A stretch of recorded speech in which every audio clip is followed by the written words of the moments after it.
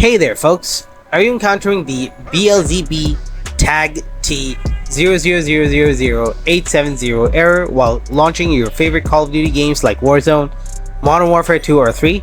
No worries at all.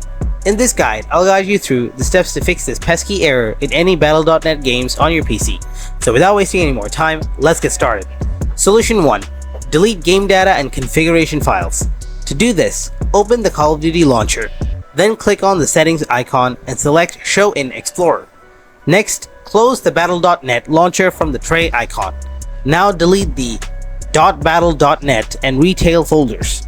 Then delete the config and indices folder within the data folder. After that, delete files with the .idx extension from the data folder. Reopen the Call of Duty launcher to initiate a scan of game files. After the update is complete, check if you can play the game. Solution 2.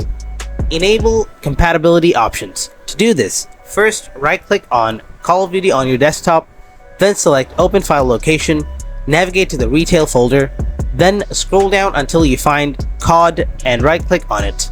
Then select Properties and switch to the Compatibility tab. After that, check the Run this program as an administrator box. Then click Apply and then OK to save your settings. Solution 3. Allow Call of Duty to access the internet through firewall. For this, click on the search icon and type in firewall. Then select Firewall and Network Protection. Next, click on Allow an app through firewall. After that, click Change Settings and then allow another app. Now browse to where the Call of Duty games are installed.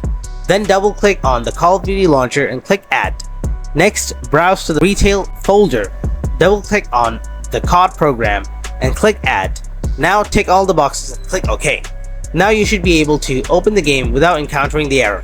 If you found this video helpful, then drop a like and don't forget to subscribe to our channel. And if you have any kind of questions, then please ask them in the comment section below. Thanks for watching.